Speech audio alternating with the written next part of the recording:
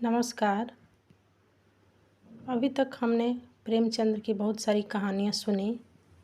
ऐसा कहा जाता है कि प्रेमचंद्र की कहानी सामाजिक घटनाओं की परिदृश्य होती है। इसी सिलसिले में आज हम एक विधवा के जीवन से जुड़ी कहानी धिक्कार 2 को सुनेंगे। अनाथ और विधवा मानी के लिए जीवन में अब रोने के सिवा दूसरा अवलंब न था। वह 5 वर्ष की थी जब पिता का देहांत हो गया। माता ने किसी तरह उसका पालन किया। 16 वर्ष की अवस्था में मोहल्ले वालों की मदद से उसका विवाह भी हो गया, पर साल के अंदर ही माता और पति दोनों विदा हो गए। इस विपत्ति में उसे अपने चचा बंशीधर के सिवा और कोई नजर न आया जो उसे आश्रय देता। बंशीधर ने अब तक जो व्यवहार किया था उससे यह आशा न हो सकती थी कि वहाँ वह शांति के साथ रह सकेगी, पर वह सब कुछ सहने और सब कुछ करने को तैयार थी। वह गाली, झिड़की, मारपीट सब सह लेगी। कोई उस पर संदेह तो न करेगा, उस पर मिथ्या लांछन तो न लगेगा। सोहदों और लुच्चों से तो उसकी रक्षा होगी। बंशीधर को कुल की मर्यादा की कुछ चिंता हुई। मानी की याचना को अस्वीकार न कर सके, लेकिन 2-4 महीनों में ही मानिक को मालूम हो गया कि इस घर में बहुत दिनों तक उसका निबाह न होगा। वह घर का सारा काम करती, इशारों पर नाचती, सबको खुश रखने की कोशिश करती, पर न जाने क्यों चचा और चाची उससे जलते रहते। उसके आते ही महरी अलग कर दी गई। नहलाने धुलाने के लिए जो लौंडा रखा था उसे भी जवाब दे दिया गया। पर मानी से इतना उबार होने पर भी चचा और चाची न जाने क्यों उससे मुंह फुलाए रहते। कभी चचा घुड़कियाँ जमाते, कभी चाची कोसती, यहाँ तक कि उसकी चचेरी बहन ललिता भी बात बात पर उसे गालियाँ देती। घर भर में केवल उसके चचेरे भाई गोकुल को ही उसके प्रति सहानुभूति थी। उसी की बातों में कुछ स्नेह का परिचय मिलता।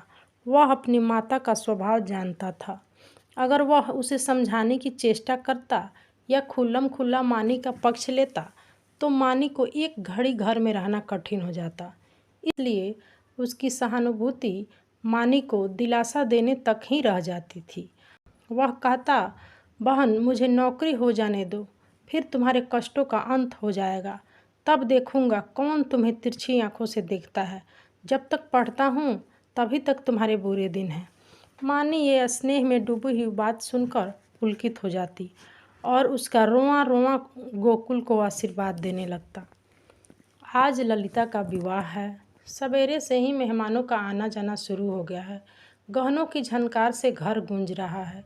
मानी भी मेहमानों को देख देख कर खुश हो रही थी। उसकी देह पर कोई आभूषण नहीं और न उसे सुंदर कपड़े ही दिए गए हैं, फिर भी उसका मुख प्रसन्न है। आधी रात हो गई थी। विवाह का मुहूर्त निकट आ गया था। जनवासे से चढ़ावे की चीज़ें आई। सभी औरतें उत्सुक हो होकर उन चीज़ों को देखने लगी। ललिता को आभूषण पहनाए जाने लगे। मानी के हृदय में बड़ी इच्छा हुई कि जाकर वधू को देखे। अभी कल जो बालिका थी उसे आज वधू वेश में देखने की इच्छा न रोक सकी। वह मुस्कुराती हुई कमरे में घुसी। सहसा उसकी चाची ने झिड़क कर कहा, तुझे यहाँ किसने बुलाया था? निकल जा यहाँ से। मानी ने बड़ी बड़ी यातनाएं सही थी, पर आज की वह झिड़की उसके हृदय में बाण की तरह चुभ गई। उसका मन उसे धिक्कारने लगा। तेरे छिछोरेपन का यही पुरस्कार है। यहाँ सुहागनों के बीच तेरे आने की क्या जरूरत थी? वह खिसियाई हुई कमरे से निकली और एकांत में बैठकर रोने के लिए ऊपर जाने लगी। सहसा जीने पर उसकी इंद्रनाथ से मुठभेड़ हो गई। इंद्रनाथ गोकुल का सहपाठी और परम मित्र था। वह भी न्योते में आया हुआ था। इस वक्त गोकुल को खोजने के लिए ऊपर आया था। मानी को वह 2 बार पहले देख चुका है और यह भी जानता था कि यहाँ उसके साथ बड़ा दुर्व्यवहार किया जाता है। चाची की बातों की भनक उसके कानों में भी पड़ गई थी। मानी को ऊपर जाते देख वह उसके चित्त का भाव समझ गया और उसे सांत्वना देने के लिए ऊपर आया, मगर दरवाज़ा भीतर से बंद था। उसने किवाड़ की दरार से भीतर झांका। मानी मेज के पास खड़ी रो रही थी। उसने धीरे से कहा, मानी द्वार खोल दो। मानी उसकी आवाज़ सुनकर कोने में छिप गई और गंभीर स्वर में बोली, क्या काम है? इंद्रनाथ ने गदगद स्वर में कहा, तुम्हारे पैरों पड़ता हूँ मानी, खोल दो दरवाज़ा। यह स्नेह में डूबा हुआ विनय मानी के लिए अभूतपूर्व था। इस निर्दय संसार में कोई उससे ऐसी विनती भी कर सकता है, इसकी उसने स्वप्न में भी कल्पना न की थी। मानी ने कांपते हुए हाथों से द्वार खोल दिया। इंद्रनाथ झपट कर कमरे में घुसा। देखा कि छत से पंखे के कड़े से एक रस्सी लटक रही है। उसका हृदय कांप उठा। उसने तुरंत जेब से चाकू निकालकर रस्सी काट दी और बोला, क्या करने जा रही थी मानी? जानती हो इस अपराध का क्या दंड है? मानी ने गर्दन झुकाकर कहा, इस दंड से कोई और दंड कठोर हो सकता है? जिसकी सूरत से लोगों को घृणा है, उसे मरने के लिए भी अगर कठोर दंड दिया जाए तो मैं यही कहूँगी कि ईश्वर के दरबार में न्याय का नाम भी नहीं है। तुम मेरी दशा का अनुभव नहीं कर सकते। इंद्रनाथ की आंखें सजल हो गई। मानी की बातों में कितना कठोर सत्य भरा हुआ था। बोला, सदा ये दिन नहीं रहेंगे मानी। अगर तुम यह समझ रही हो कि संसार में तुम्हारा कोई नहीं है तो यह तुम्हारा भ्रम है। संसार में कम से कम एक मनुष्य ऐसा है जिसे तुम्हारे प्राण अपने प्राणों से भी प्यारे हैं। सहसा गोकुल आता हुआ दिखाई दिया। मानी कमरे से निकल गई। इंद्रनाथ के शब्दों ने उसके मन में एक तूफान सा उठा दिया। उसका क्या आशय है यह उसकी समझ में न आया। फिर भी आज उसे अपना जीवन सार्थक मालूम हो रहा था। उसके अंधकारमय जीवन में एक प्रकाश उदय हो गया। इंद्रनाथ को वहां बैठे और मानी को कमरे से जाते देखकर गोकुल को कुछ खटक गया। उसकी त्योरियां बदल गई। कठोर स्वर में बोला, तुम यहाँ कब आए? इंद्रनाथ ने अविचलित भाव से कहा, तुम्ही को खोजता हुआ यहाँ आया था। तुम यहाँ न मिले तो नीचे लौटा जा रहा था। अगर चला गया होता तो इस वक्त तुम्हें यह कमरा बंद मिलता और पंखे के कड़े में एक लाश लटकी हुई नजर आती। गोकुल ने समझा यह अपने अपराध छिपाने के लिए कोई बहाना निकाल रहा है। तीव्र कंठ से बोला, तुम यह विश्वासघात करोगे? मुझे ऐसी आशा न थी। इंद्रनाथ का चेहरा लाल हो गया। वह आवेश में खड़ा हो गया और बोला, न मुझे यह आशा थी कि तुम मुझ पर इतना बड़ा लांछन रख दोगे, न मुझे यह मालूम था कि तुम मुझे इतना नीच और कुटिल समझते हो। मानी तुम्हारे लिए तिरस्कार की वस्तु हो, मेरे लिए वह श्रद्धा की वस्तु है और रहेगी। मुझे तुम्हारे सामने अपनी सफाई देने की ज़रूरत नहीं है, लेकिन मानी मेरे लिए उससे कहीं पवित्र है जितनी तुम समझते हो। मैं नहीं चाहता कि इस वक्त तुमसे ये बातें कहूँ। इसके लिए और अनुकूल परिस्थिति की राह देख रहा हूँ, लेकिन मामला आ पड़ने पर कहना ही पड़ेगा। मैं तो यह जानता था कि मानी का तुम्हारे घर में कोई आदर नहीं, लेकिन तुम लोग उसे इतना नीच और त्याज्य समझते हो। आज यह तुम्हारी माताजी की बातें सुनकर मालूम हुआ। केवल इतनी सी बात के लिए कि वह चढ़ावे के गहने देखने चली गई थी, उसे इस बुरी तरह झड़का जैसे कोई कुत्ते को भी न झिड़केगा। तुम कहोगे, इससे मैं क्या करूं? मैं कर ही क्या सकता हूँ? जिस घर में एक अनाथ स्त्री पर इतना अत्याचार हो, उस घर का पानी पीना भी हराम है। अगर तुमने अपनी माता को पहले दिन ही समझा लिया होता तो आज यह नौबत न आती। तुम इस इल्ज़ाम से नहीं बच सकते। तुम्हारे घर में आज उत्सव है। मैं तुम्हारे माता पिता से कुछ बातचीत नहीं कर सकता, लेकिन तुमसे कहने में संकोच नहीं है कि मानी को मैं अपना जीवन सहचरी बनाकर अपने को धन्य समझूंगा। मैंने समझा था कि अपना कोई ठिकाना करके तब यह प्रस्ताव करूंगा, पर मुझे भय है कि और विलम्ब करने पर शायद मानी से हाथ धोना पड़े। इसलिए तुम्हें और तुम्हारे घर वालों को चिंता से मुक्त करने के लिए मैं आज ही यह प्रस्ताव किए देता हूँ। गोकुल के हृदय में इंद्रनाथ के प्रति ऐसी श्रद्धा कभी न हुई थी, पर ऐसा संदेह करके वह बहुत ही लज्जित हुआ। उसने यह अनुभव भी किया कि माता के भय से मैं मानी के विषय में तटस्थ रहकर कायरता का दोषी हुआ हूँ। यह केवल कायरता थी और कुछ नहीं। कुछ झेपता हुआ बोला, अगर माँ ने मानी को इस बात पर झिड़का तो वह उनकी मूर्खता है। मैं उनसे अवसर मिलते ही पूछूंगा। इंद्रनाथ, अब पूछने पाछने का समय निकल गया। मैं चाहता हूँ कि तुम मानी से इस विषय में सलाह करके मुझे बतला दो। मैं नहीं चाहता कि अब वह यहाँ क्षण भर भी रहे। मुझे आज मालूम हुआ है कि वह गर्भिणी प्रकृति की स्त्री है और सच पूछो तो मैं उसके स्वभाव पर मुग्ध हो गया हूँ। ऐसी स्त्री अत्याचार नहीं सह सकती। गोकुल ने डरते डरते कहा, लेकिन तुम्हें मालूम है वह विधवा है। जब हम किसी के हाथों में अपना असाधारण हित होते देखते हैं तो हम अपनी सारी बुराइयां उसके सामने खोल कर रख देते हैं। हम उसे दिखाना चाहते हैं कि हम आपकी इस कृपा के सर्वथा योग्य नहीं हैं।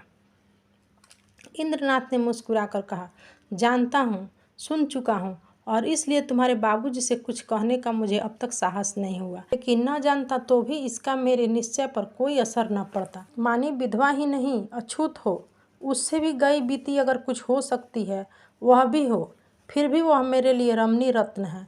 हम छोटे छोटे कामों के लिए तजुर्बेकार आदमी खोजते हैं।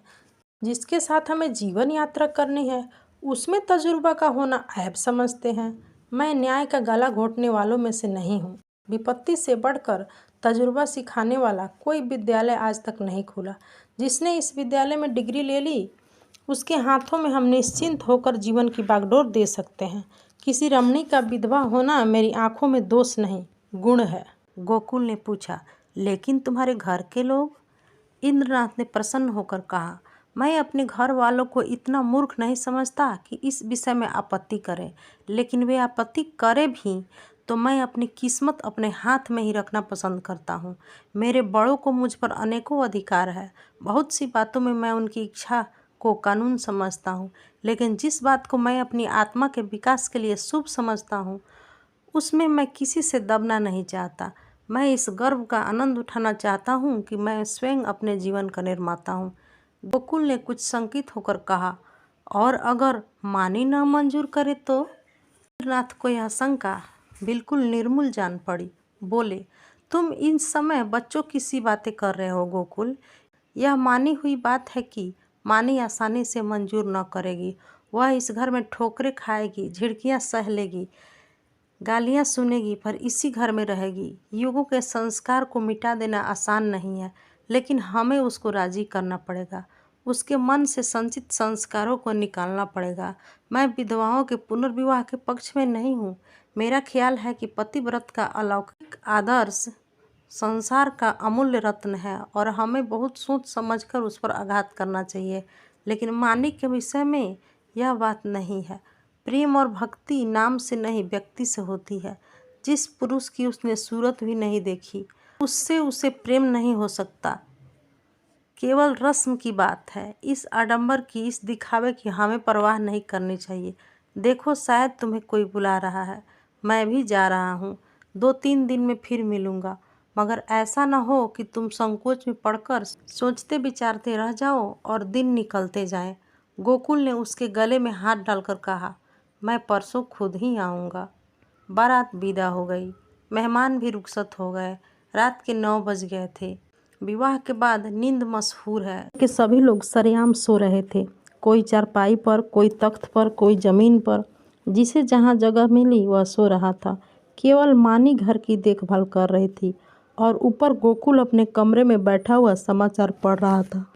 आशा गोकुल ने पुकारा, मानी, एक गिलास ठंडा पानी तो लाना, प्यास लगी है। मानी पानी लेकर ऊपर गई। मेज पर पानी रख कर लौटना ही चाहती थी कि गोकुल ने कहा, जरा ठहरो मानी, तुमसे कुछ कहना है। मानी ने कहा, अभी फुर्सत नहीं है भाई, सारा घर सो रहा है। कहीं कोई घुस आए तो लोटा थाली भी न बचे। गोकुल ने कहा, घुस आने दो। मैं तुम्हारी जगह होता तो चोरों से मिलकर चोरी करवाता। मुझे इसी वक्त इंद्रनाथ से मिलना है। मैंने उससे आज मिलने का वचन दिया है। देखो, संकोच मत करना। जो बात पूछ रहा हूँ उसका जल्द उत्तर देना। देर होगी तो वह घबराएगा। इंद्रनाथ को तुमसे प्रेम है, यह तुम जानती हो ना? मानी ने मुंह फेर कर कहा, यही बात कहने के लिए मुझे बुलाया था? मैं कुछ नहीं जानती। गोकुल, खैर यह वह जाने और तुम जानो। वह तुमसे विवाह करना चाहता है। वैदिक रीति से विवाह होगा। तुम्हें स्वीकार है? मानी की गर्दन शर्म से झुक गई। वह कुछ जवाब न दे सकी। गोकुल ने फिर कहा, दादा और अम्मा से यह बात नहीं कही गई। इसका कारण तुम जानती ही हो। वह तुम्हें घुड़कियाँ दे दे कर, जला जला कर चाहे मार डालें, पर विवाह करने की सम्मति कभी नहीं देंगे। इससे उनकी नाक कट जाएगी। इसलिए अब इसका निर्णय तुम्हारे ऊपर है। मैं तो समझता हूँ कि तुम्हें स्वीकार कर लेना चाहिए। इंद्रनाथ तुमसे प्रेम करता ही है, यो भी निष्कलंक चरित्र का आदमी और बला का दिलेर है। भय तो उसे छू भी नहीं पाती। तुम्हें सुखी देखकर मुझे सच्चा आनंद होगा। मानी के हृदय में एक बेग उठ रहा था, मगर मुंह से आवाज़ न निकली। गोकुल ने अब की खींच कर कहा, देखो मानी, यह चुप रहने का समय नहीं है। क्या सोचती हो? मानी ने कांपते स्वर में कहा, हाँ। गोकुल के हृदय का बोझ हल्का हो गया, मुस्कुराने लगा। मानी शर्म के मारे वहाँ से भाग गई। शाम को गोकुल ने अपनी माँ से कहा, अम्मा, इंद्रनाथ के घर आज कोई उत्सव है। उसकी माता अकेली घबरा रही है। कैसे सब काम होगा? मैंने कहा मैं मानी को कल भेज दूंगा। तुम्हारी आज्ञा हो तो मानी को पहुंचा दूं। कल परसों तक चली आएगी। मानी उसी वक्त वहां आ गई। गोकुल ने उसकी ओर कनखियों से ताका। मानी लज्जा से गड़ गई। भागने का रास्ता न मिला। मानी ने कहा, मुझसे क्या पूछते हो? वह जाए तो ले जाओ। गोकुल ने मानी से कहा, कपड़े पहनकर तैयार हो जाओ, तुम्हें इंद्रनाथ के घर चलना है। मानी ने आपत्ति की, मेरा जी अच्छा नहीं है, मैं न जाऊंगी। गोकुल की माँ ने कहा, चली क्यों नहीं जाती? कोई वहाँ पहाड़ खोदना है क्या? मानी एक सफ़ेद साड़ी पहनकर तांगे में बैठी तो उसका हृदय कांप रहा था। बार बार आंखों में आंसू भर आते थे।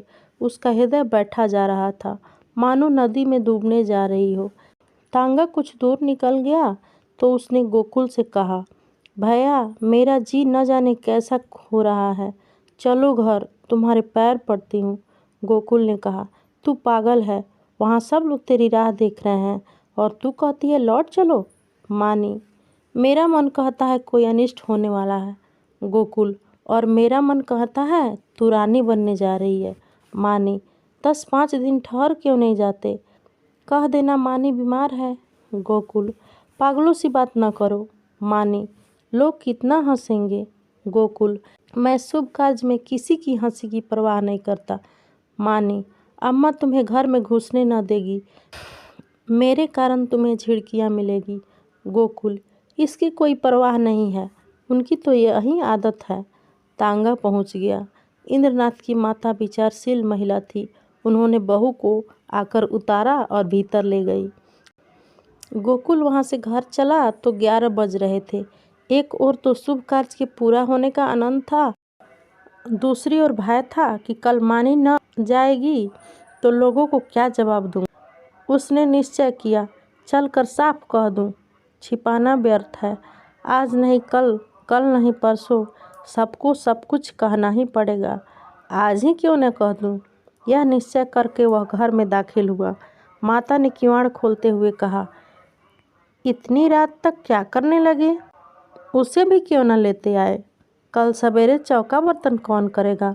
गोकुल ने सिर झुकाकर कहा, वह तो अब शायद लौट कर न आए अम्मा, उसके वहीं रहने का प्रबंध हो गया है। माता ने आंखें फाड़ कर कहा, क्या बकता है, भला वह वहाँ कैसे रहेगी? गोकुल, इंद्रनाथ से उसका विवाह हो गया है। माता मानो आकाश से गिर पड़ी। उसे कुछ सुध न रही कि मेरे मुंह से क्या निकल रहा है। कुलंगार, भड़वा, हरामजादा, न जाने क्या क्या कहा। यहाँ तक कि गोकुल का धैर्य चरम सीमा का उल्लंघन कर गया। उसका मुंह लाल हो गया, त्योरियां चढ़ गई। बोला, अम्मा बस करो, अब मुझ में इससे ज़्यादा सुनने का समर्थ नहीं।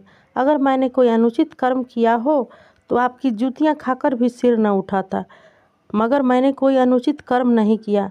मैंने वही किया जो ऐसी दशा में मेरा कर्तव्य था और जो हर एक भले आदमी को करना चाहिए। तुम मूर्ख हो, तुम्हें नहीं मालूम कि समय की क्या प्रगति है, इसलिए अब तक मैंने अपने धैर्य के साथ तुम्हारी गालियाँ सुनी।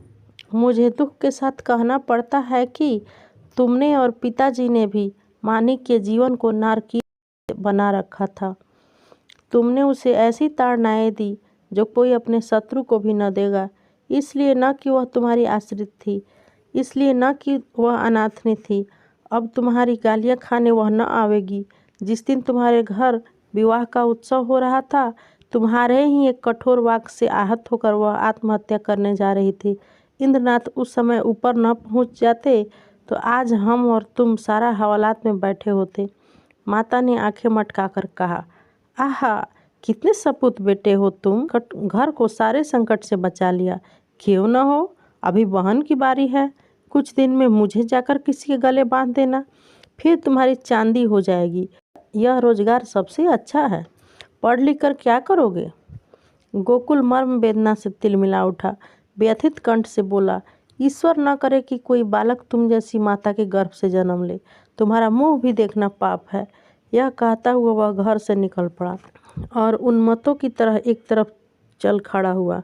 जोर के झोंके चल रहे थे, पर उसे ऐसा मालूम हो रहा था कि सांस लेने के लिए हवा नहीं है। 1 सप्ताह बीत गया। गोकुल का कहीं पता नहीं चला। इंद्रनाथ को बम्बई में एक जगह मिल गई थी। वह वहाँ चला गया था। वहाँ रहने का प्रबंध करके वह अपनी माता को तार देगा और सास और बहू वहाँ चली जाएंगी। बंशीधर को पहले संदेह हुआ कि गोकुल इंद्रनाथ के घर छिपा होगा। जब वहाँ पता न चला तो उन्होंने सारे शहर में खोज पूछ की। जितने मिलने वाले मित्र, स्नेही, संबंधी थे, सभी के घर गए, पर सब जगह साफ जवाब पाया। दिन भर दौड़ धूप कर शाम को घर आते तो स्त्री को आड़े हाथों लेते और कोसों लड़के को पानी पी पी कर कोसों। न जाने तुम्हें कब बुद्धि आएगी भी या नहीं। गई थी चुड़ैल जाने देती, एक बोझ सिर से टला, अब महरी रख लो, काम चल जाएगा। जब वह न थी तो घर क्या भूखों मरता था। विधवाओं के पुनर्विवाह चारों ओर तो हो रहे हैं। यह कोई अनहोनी बात नहीं है। हमारे बस की बात होती तो विधवा विवाह के पक्षपातियों को देश से निकाल देते, साफ देकर जला देते, लेकिन यह हमारे बस की बात नहीं है। फिर तुमसे इतना भी ना हो सका कि मुझसे तो पूछ लेती, मैं जो उचित समझता करता। क्या तुमने समझा था मैं दफ्तर से लौट कर आऊँगा ही नहीं? वहीं मेरी अंत्येष्टि हो जाएगी। बस लड़के पर टूट पड़ी। अब रो खूब दिल खोलकर। संध्या हो गई थी। बंशीधर स्त्री को फटकारे सुनाकर द्वार पर उद्वेग की दशा में टहल रहे थे। रह रह कर मानी पर क्रोध आता था। इसी राक्षसी के कारण मेरे घर का सर्वनाश हुआ। न जाने किस बुरी ईसाइत में आई थी कि घर को मिटा कर छोड़ डाला। वह न आई होती तो आज क्यों यह बुरे दिन देखने पड़ते। कितना होनहार, कितना प्रतिभाशाली लड़का था, न जाने कहाँ चला गया। एकाएक एक बुढ़िया उनके समीप आई और बोली, बाबू साहब, यह खत लाई हूँ, ले लीजिए। बंशीधर ने लपक कर बुढ़िया के हाथ से पत्र ले लिया। उनकी छाती आशा से धक धक करने लगी। गोकुल ने शायद यह पत्र लिखा होगा। अंधेरे में कुछ न सूझा। पूछा, कहाँ से आई है? बुढ़िया ने कहा, वह जो बाबू हुसैनगंज में रहते हैं और जो बम्बई में नौकर है, उन्हीं की बहू ने भेजा है। बंशीधर ने कमरे में जाकर लैंप जलाया और पत्र पढ़ने लगे। मानी का खत था। लिखा था, पूज्य चाचा जी, अभाग्नि मानी का प्रणाम स्वीकार कीजिए। मुझे यह सुनकर अत्यंत दुख हुआ कि गोकुल भैया कहीं चले गए हैं और अब तक उनका पता नहीं है। मैं ही इसका कारण हूँ। यह कलंक मेरे ही मुख पर लगना था, वह भी लग गया। मेरे कारण आपको इतना शोक हुआ, इसका मुझे बहुत दुख है, मगर भैया आवेंगे अवश्य, इसका मुझे विश्वास है। मैं इसी 9 बजे वाली गाड़ी से बम्बई जा रही हूँ। मुझसे जो कुछ अपराध हुआ है उसे क्षमा कीजिएगा और चाची से मेरा प्रणाम कहिएगा।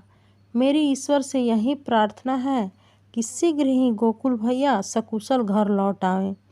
ईश्वर की इच्छा हुई तो भैया के विवाह में आपके चरणों के दर्शन करूंगी। बंशीधर ने पत्र को फाड़कर पुर्जे पुर्जे कर डाला। घड़ी में देखा तो 8 बज रहे थे। तुरंत कपड़े पहने सड़क पर आकर एका किया और स्टेशन चले। बम्बई मेल प्लेटफार्म पर खड़ी थी।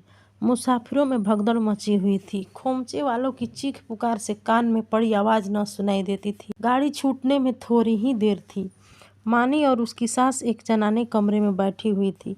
मानी सजल नेत्रों से सामने ताक रही थी। अतीत चाहे दुखद ही क्यों न हो, उसकी स्मृतियाँ मधुर होती है। मानी आज बुरे दिन को स्मरण करके दुखी हो रही थी। गोकुल से अब न जाने कब भेंट होगी। चाचा जी आ जाते तो उनके दर्शन कर लेती। कभी कभी बिगड़ते थे तो क्या, उसके भले ही के लिए डांटते थे। वह आवेंगे नहीं। अब तो गाड़ी छूटने में थोड़ी ही देर है। कैसे आवें? समाज में हलचल न मच जाएगी। भगवान की इच्छा होगी तो अब की जब यहाँ आऊँगी तो ज़रूर उनके दर्शन करूँगी। एकाएक उसने लाला बंसीधर को आते देखा। वह गाड़ी से निकलकर बाहर खड़ी हो गई और चाचा जी की ओर बढ़ी। चरणों में गिरना चाहती थी। वह पीछे हट गए और आंखें निकालकर बोले, मुझे मत छू, दूर रह अभागिन कहीं की। मुंह में कालिख लगाकर मुझे पत्र लिखती है। तुझे मौत भी नहीं आती। तूने मेरे कुल का सर्वनाश कर दिया। आज तक गोकुल का पता नहीं। तेरे कारण वह घर से निकला और तू अभी तक मेरे छाती पर मूंग गलने को बैठी है। तेरे लिए क्या गंगा में पानी नहीं है? मैं तुझे ऐसी कुलटा, ऐसी हरजाई समझता तो पहले ही दिन तेरा गला घोट देता। अब मुझे अपनी भक्ति दिखाने चली है। तेरे जैसी पपिष्ठाओं का मरना ही अच्छा है। पृथ्वी का बोझ कम हो जाएगा। प्लेटफॉर्म पर सैकड़ों आदमियों की भीड़ लग गई थी और बंसीधर निर्लज्ज भाव से गालियों की बौछार कर रहे थे। किसी के समझ में न आता कि माजरा क्या है, पर मन से सब लाला को धिक्कार रहे थे। मानी पाषाण मूर्ति के समान खड़ी थी, मानो वहीं जम गई है। उसका सारा अभिमान चूर चूर हो गया। ऐसा जी चाहता कि धरती फट जाए और मैं समा जाऊं। कोई वज्र गिरकर उसके अधम जीवन का अंत कर दे। इतने आदमियों को सामने उसका पानी उतर गया। उसकी आंखों से पानी की एक बूंद भी न निकली। हृदय में आंसू न थे। उसकी जगह एक दावानल सा दहक रहा था, जो मानो बेग से मस्तिष्क की ओर बढ़ता चला जा रहा था। संसार में कौन जीवन इतना अधम होगा? सास ने पुकारा, बहू अंदर आ जाओ। गाड़ी चली तो माता ने कहा, ऐसा बेशर्म आदमी नहीं देखा। मुझे तो ऐसा क्रोध आ रहा था कि उसका मुंह नोच लो। मानी ने सिर ऊपर न उठाया। माता फिर बोली, न जाने इन सड़ियलों को बुद्धि कब आएगी। अब तो मरने के दिन भी आ गए। पूछो, तेरा लड़का भाग गया तो हम क्या करें? अगर ऐसे पापी न होते तो यह वज्र ही क्यों गिरता? मानी ने फिर भी मुंह न खोला। शायद उसे कुछ सुनाई ही न दिया था। शायद उसे अपने अस्तित्व का ज्ञान भी न था। वह टकटकी लगाए खिड़की की ओर ताकी जा रही थी। उस अंधकार में उसे जाने क्या सूझ रहा था। कानपुर आया। माता ने पूछा, बेटी कुछ खाओगी? थोड़ी सी मिठाई खा लो। 10 कब के बज गए? मानी ने कहा, अब तो भूख नहीं है अम्मा, फिर खा लूँगी। माता जी सोई। मानी भी लेटी, पर चचा की सूरत आंखों के सामने खड़ी थी। उसकी बातें कानों में गूंज रही थी। आह, मैं इतनी नीच हूँ, ऐसी पतित कि मेरे मर जाने से पृथ्वी का भार हल्का हो जाएगा। क्या कहा था? तू अपने माँ बाप की बेटी है तो फिर मुंह मत दिखाना। न दिखाऊंगी। जिस मुंह पर ऐसी कालिमा लगी हुई है, उसे किसी को दिखाने की भी इच्छा नहीं है। गाड़ी अंधकार को चीरती चली जा रही थी। मानी ने अपना ट्रंक खोला और अपने आभूषण निकालकर उसमें रख दिए। फिर इंद्रनाथ का चित्र निकालकर उसे देर तक देखती रही। उसकी आंखों में गर्व की एक झलक सी दिखाई दी। उसने तस्वीर रख दी और आप ही आप बोली, नहीं नहीं, मैं तुम्हारे जीवन को कलंकित नहीं कर सकती। तुम देवी तुल्य हो। तुमने मुझ पर दया की है। मैं अपने पूर्ण संस्कारों का प्रायश्चित कर रही हूँ। तुमने मुझे उठाकर हृदय से लगा लिया, लेकिन मैं तुम्हें कलंकित न करूँगी। तुम्हें मुझसे प्रेम है। तुम मेरे लिए अनादर, अपमान, निंदा सब सह लोगे, पर मैं तुम्हारे जीवन का भार न बनूंगी। गाड़ी अंधकार को चीरती चली जा रही थी। मानी आकाश की ओर इतनी देर तक देखती रही कि सारे तारे अदृश्य हो गए। उस अंधकार में उसे अपनी माता का स्वरूप दिखाई दिया, ऐसा उज्जवल, ऐसा प्रत्यक्ष कि उसने चौंक कर आंखें बंद कर ली। न जाने कितनी रात गुजर चुकी थी। दरवाज़ा खुलने की आहट से माताजी की आंखें खुल गईं। गाड़ी तेजी से चलती जा रही थी, मगर बहू का पता न था। वह आंखें मलकर उठ बैठी और पुकारा, बहू बहू। कोई आवाज़ न मिला। उनका हृदय धक धक करने लगा। ऊपर के बर्थ पर नज़र डाली, पेशाब खाने में देखा, बेंचों के नीचे देखा, बहू कहीं न थी। तब वह द्वार पर आकर खड़ी हो गई। बहू का क्या हुआ? यह द्वार किसने खोला? कोई गाड़ी में तो नहीं आया? उनका जी घबराने लगा। उन्होंने किवाड़ बंद कर दिया और जोर जोर से रोने लगी। किससे पूछे? डाक गाड़ी अब तक न जाने कितनी देर में रुकेगी। कहती थी बहू मर्दानी गाड़ी में बैठे, पर मेरा कहना न माना। कहने लगी अम्मा जी आपको सोने की तकलीफ होगी, यहीं आराम दे गई। सहसा उसे खतरे की जंजीर याद आई। उसने जोर जोर से कई बार जंजीर खींची। कई मिनट के बाद गाड़ी रुकी। गार्ड आया। पड़ोस के कमरे से 2-4 आदमी और भी आए। फिर लोगों ने सारा कमरा तलाश किया। नीचे तख्ते को ध्यान से देखा। रक्त का कोई चिन्ह न था। असबाब की जांच की। बिस्तर, संदूक, संदूकची, बर्तन सब मौजूद थे। ताले भी सब बंद थे। कोई चीज़ गायब न थी। अगर बाहर से कोई आदमी आता तो चलती गाड़ी से कहाँ जाता? एक स्त्री को लेकर गाड़ी से कूद जाना असंभव था। सब लोग इन लक्षणों से इस नतीजे पर पहुँचे कि मानी द्वार खोलकर बाहर झांकने लगी होगी और मुठिया से हाथ छूट जाने के कारण गिर पड़ी होगी। गार्ड भला आदमी था। उसने नीचे उतरकर सड़क के दोनों तरफ तलाश किया। मानी का कोई निशान न मिला। रात को इससे ज़्यादा और क्या किया जा सकता था? माताजी को कुछ लोग आग्रहपूर्वक मर्दानी डब्बे में ले गए। यह निश्चय हुआ कि माताजी अगले स्टेशन पर उतरें और सवेरे इधर उधर दूर तक देखभाल की जाए। विपत्ति में हम परमुखापेक्षी हो जाते हैं। माताजी कभी इसका मुंह देखती तो कभी उसका। उनकी याचना से भरी हुई आंखें मानो सबसे कह रही थी, कोई मेरी बच्ची को खोज क्यों नहीं लाता? हाय, अभी तो बेचारी की चुंदरी भी नहीं मैली हुई। कैसे कैसे साधों और अरमानों से भरी पति के पास जा रही थी। कोई उस दुष्ट बंशीधर से जाकर कहता क्यों नहीं, ले तेरी मनोकामना पूरी हो गई, जो तू चाहता था वह पूरा हो गया। क्या अब भी तेरी छाती नहीं जुड़ाती? वृद्धा बैठी रो रही थी और गाड़ी अंधकार को चीरती चली जा रही थी। रविवार का दिन था। संध्या का समय। इंद्रनाथ 2-3 मित्रों के साथ अपने घर की छत पर बैठा हुआ था। आपस में हास परिहास हो रहा था। मानी का आगमन इस परिहास का विषय था। एक मित्र बोले, क्यों इंद्र, तुमने तो वैवाहिक जीवन का कुछ अनुभव किया है, हमें क्या सलाह देते हो? बनाए कहीं घोंसला या यूं ही डालियों पर बैठे बैठे दिन काटे? पत्र पत्रिकाओं को देखकर तो यही मालूम होता है वैवाहिक जीवन और नरक में कुछ थोड़ा सा ही अंतर है। इंद्रनाथ ने मुस्कुरा कर कहा, यही तो तकदीर का खेल है भाई, 16वां आना तकदीर का।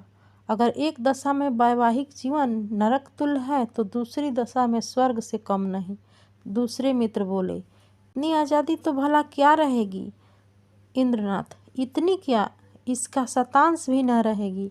अगर तुम रोज सिनेमा देखकर 12 बजे लौटना चाहते हो, 9 बजे सोकर उठना चाहते हो और दफ्तर से 4 बजे लौटकर ताश खेलना चाहते हो, तो तुम्हें विवाह करने का कोई सुख न होगा।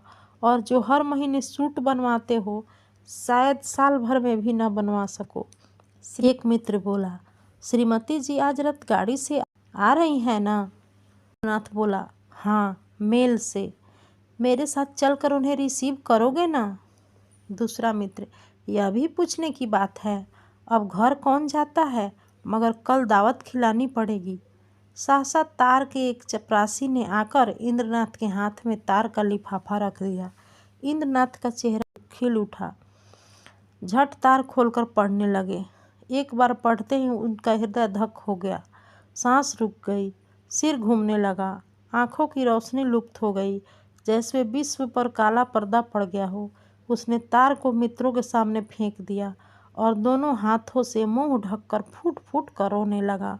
दोनों मित्रों ने घबरा कर तार उठा लिया और उसे पढ़ते ही हत बुद्धि से हो दीवार की ओर ताकने लगे। क्या सोच रहे थे और क्या हो गया? तार में लिखा था, मानी गाड़ी से कूद पड़ी, उसकी लाश लालपुर से 3 मील पर पाई गई। मैं लालपुर में हूँ, तुरंत आओ। एक मित्र ने कहा, कहीं शत्रु ने झूठी खबर ना भेज दी हो। दूसरे मित्र बोले, हाँ, कभी कभी लोग ऐसी शरारतें करते हैं। इंद्रनाथ ने शून्य नेत्रों से उनकी ओर देखा, पर मुंह से कुछ बोले नहीं। कई मिनट तक तीनों आदमी निर्वाक निष्पन्द बैठे रहे। एकाएक इंद्रनाथ खड़े हो गए और बोले, मैं इस गाड़ी से जाऊंगा। मुंबई से 9 बजे रात को गाड़ी छूटती थी। दोनों मित्रों ने चटपट बिस्तर आदि बांधकर तैयार कर दिया। एक ने बिस्तर उठाया, दूसरे ने ट्रंक। इंद्रनाथ ने चटपट कपड़े पहने और स्टेशन चले। निराशा आगे थी, आशा रोती हुई पीछे। 1 सप्ताह गुजर गया। लाला बंशीधर दफ्तर से आकर द्वार पर बैठे ही थे।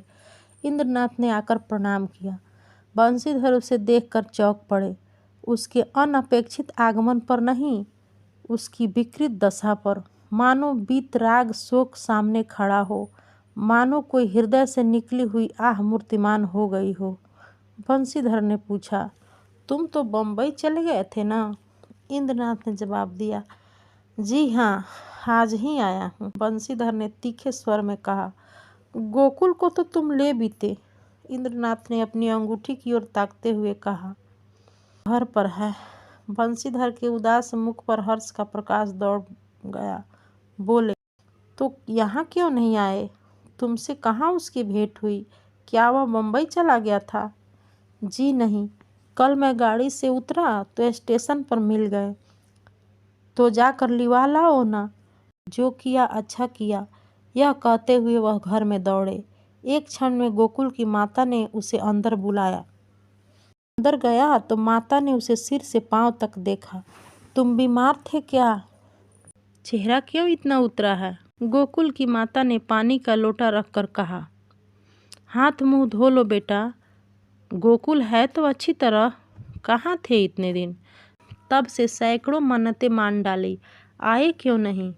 इंद्रनाथ ने हाथ मुंह धोते हुए कहा, मैंने तो कहा था चलो, लेकिन डर के मारे नहीं आते। और था कहाँ इतने दिन? कहते थे देहातों में घूमता रहा। तो क्या तुम अकेले बम्बई से आए हो? जी नहीं, अम्मा भी आई है। गोकुल की माता ने कुछ सकुचा कर पूछा, मानी तो अच्छी तरह है? इंद्रनाथ ने हंसकर कहा, जी हाँ, अब वह बड़े सुख से है, संसार के बंधनों से छूट गई। माता ने अविश्वास करके कहा, चल नटखट कहीं का, बेचारी को कोस रहा है, मगर इतनी जल्दी बम्बई से क्यों लौट आए? इंद्रनाथ ने मुस्कुराते हुए कहा, क्या करता? माताजी का तार बम्बई में मिला कि मानी ने गाड़ी से कूदकर प्राण दे दिए। वह लालपुर में पड़ी हुई थी। दौड़ा हुआ आया, वहीं दाह क्रिया की, आज घर चला आया। अब मेरा अपराध क्षमा कीजिए। मैं और कुछ न कह सका। आंसुओं के बेग ने गला बंद कर दिया। जेब से एक पत्र निकालकर माताजी के सामने रखता हुआ बोला, उसके संदूक में यही पत्र मिला है। गोकुल की माता कई मिनट तक मरमाहत सी बैठी जमीन की ओर ताकती रही। शोक और उससे अधिक पश्चाताप ने सिर को दबा रखा था। फिर पत्र उठाकर पढ़ने लगी। स्वामी, जब यह पत्र आपके हाथों में पहुंचेगा, तब तक मैं इस संसार से विदा हो जाऊंगी। मैं बड़ी अभागिन हूँ। आपको भी मेरे कारण क्लेश और निंदा ही मिलेगी। मैंने सोचकर देखा और यही निश्चय किया कि मेरे लिए मरना ही अच्छा है। मुझ पर जो आपने दया की थी, उसके लिए आपको क्या प्रतिदान करूं? जीवन में मैंने कभी भी किसी वस्तु की इच्छा नहीं की, परंतु मुझे दुख है कि आपके चरणों में सिर रखकर न मर सकी। मेरी अंतिम याचना है कि मेरे लिए आप शोक न कीजिएगा। ईश्वर आपको सदा सुखी रखे। माताजी ने यह पत्र रख दिया और आंखों से आंसू बहने लगे। बरामदे में बंशीधर निष्पन्द खड़े थे, जैसे मानो मानी लज्जानत उनके सामने खड़ी थी। ये कहानी आपको कैसी लगी? अपने अनुभव को ज़रूर शेयर करना। इस कहानी को रिकॉर्ड करते वक्त मेरा गला भर गया था। Thanks for support.